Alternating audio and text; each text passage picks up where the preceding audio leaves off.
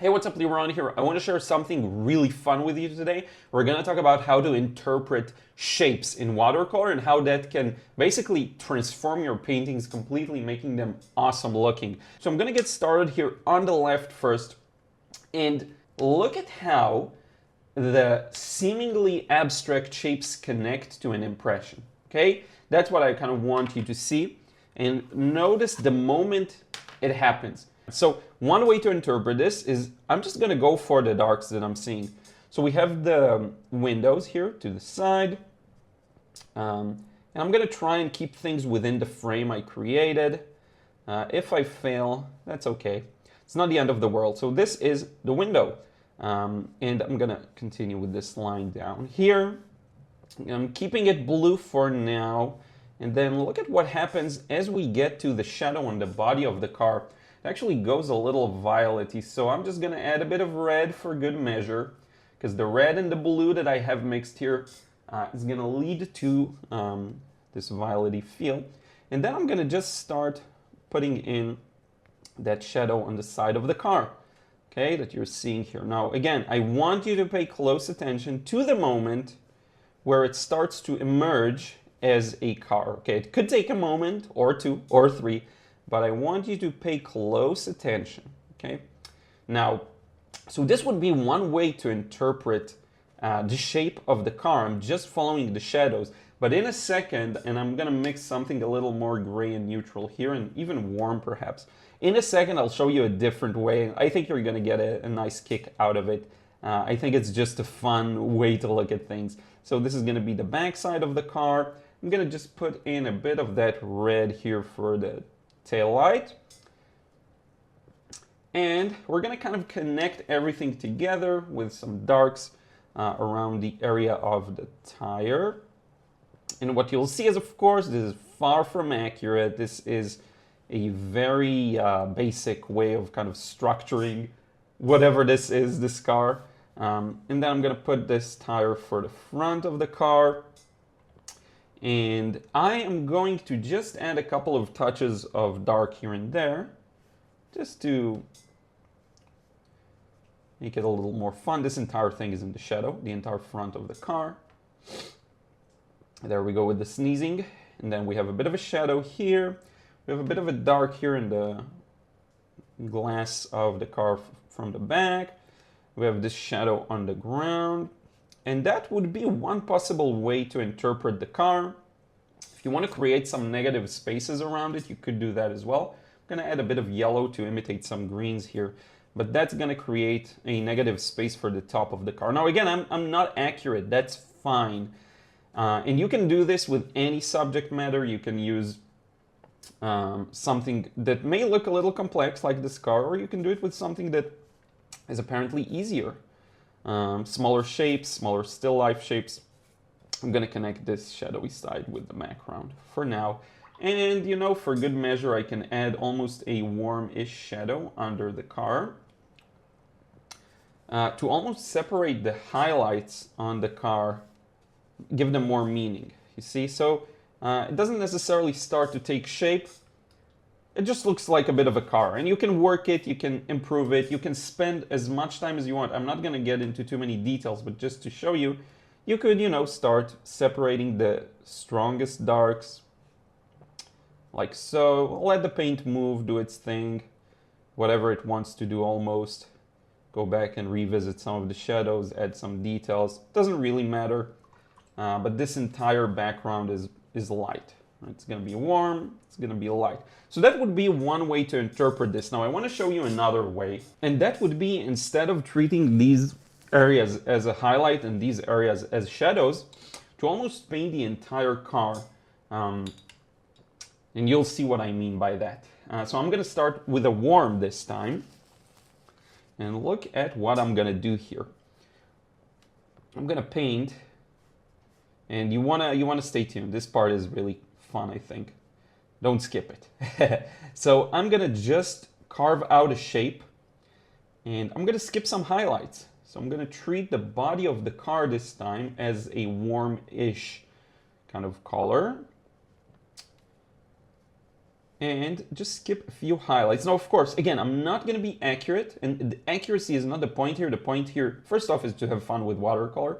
But then again, it's going to be more about interpreting the body of the car.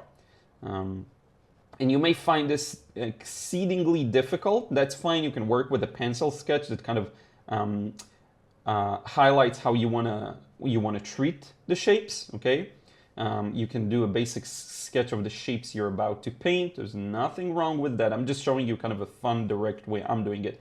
But here you see I interpreted the shape of the car and I skipped a few highlights, and this is very different from what we've just done here earlier.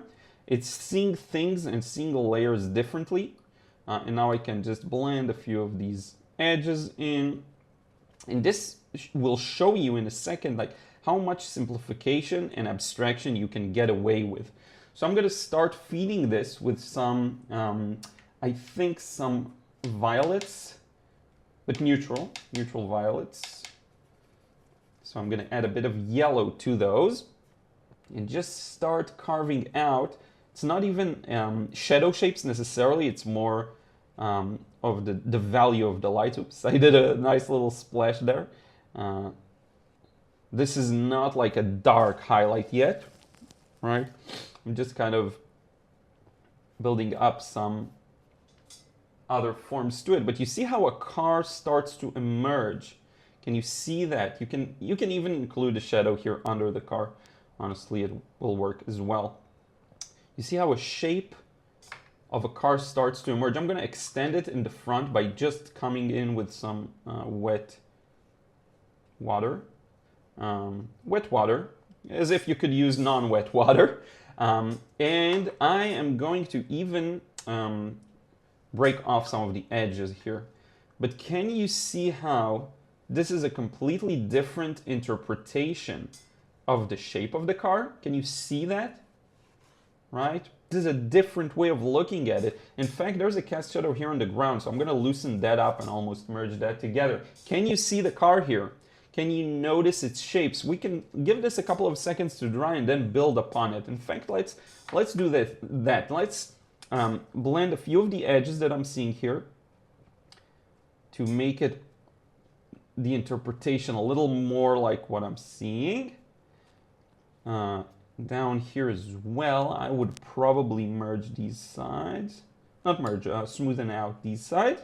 This I already smoothened out. Let's give it a few seconds, then come back with a bit dark paint.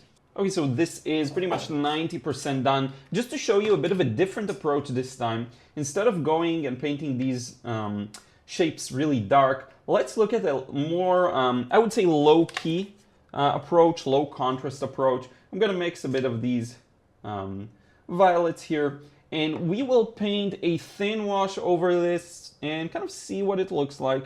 I'm not gonna try and push it to be as dark as it needs to be here. And I'm still gonna keep the interpretation of shapes quite simple.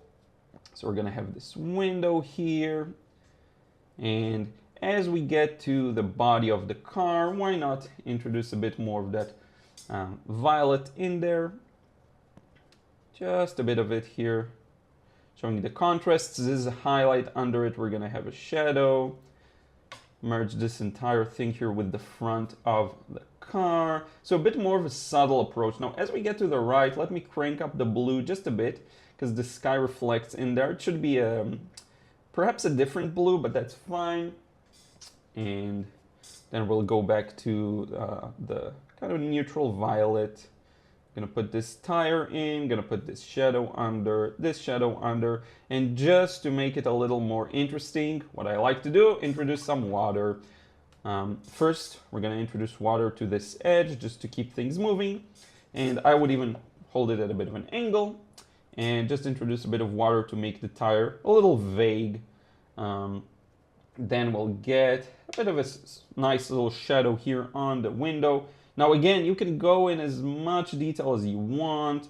You can keep adding the details here, but I just wanted to show you different ways of interpreting the shapes you're seeing. And you know what the beautiful part is? There's an endless number of these ways to interpret shapes. You can find so much more nuance. You can do so many things differently. I'm gonna just merge this tail light here with the shadow. You see, just for fun, really. I'm not gonna add background, I'm not gonna add context to this. To me, this is done. But you see this more of a bold approach, just going straight to it. You could even go ahead and add some of the maybe kind of neutral warmth of the body of the car later if you want to. So don't be scared to paint over these things, you know? You just go ahead and you paint. And that's one way of interpreting the shape. Here we interpret it half and half. Here we go with a bit more of a subtle approach where we skip the highlights. And there's an endless number of ways to interpret pretty much anything you're seeing. That includes the tires, right? You can go ahead and if you want to practice a specific element or just kind of explore it, so you can add the black around it and then add a bunch of these shapes. Make them as vague as you want, make them as clear as you want. You can make a large scale sketch of the tire. You can paint it alla prima, you can paint it really directly again, or you can paint it in multiple glazes, multiple washes. You can go ahead and just attack it with a vengeance, or you can just build it up slowly, you know. There is no limitations, and the only thing I would say is, and look at how graceful this looks without even having any details around it. The only thing I would say is just paint stuff you love, you know. If there's a subject matter that fascinates you, go for that, paint that. It will pay off, you know. If it's a pet or a friend of yours, a family member, something you have some kind of a personal connection with, a scene you've actually watched unfold in front of you, or something that you watched plein air. If you want to learn more about how to paint like this and have fun with watercolor, be sure to check out the frustration-free watercolor course. I'm going to put a link below. By the way, I'm super grateful to anyone who joined. Quite a few people have joined this month. Thank you so much. The last couple of months have been quite rough, admittedly, like in terms of the business finance. Just I see the decline in purchases. Now, I'm doing well. I don't want anyone to feel bad or worried about me. I am doing really well. I feel super grateful for establishing things and building things up in a way that is recession-proof, let's say. But yes, it definitely felt, and it makes me even more grateful to anyone who joins. Be sure to check that out. I want to thank everyone who supports me over on Patreon. Same thing. You really make it possible for me to do what I do with great confidence, share tons of free content with everyone to watch, share these more loose beginner lessons, some more nuanced, longer lessons, some things down the pipeline that are going to be really, really detailed. And yeah, without rambling any further, I will say goodbye and see you in the next vid. Take care.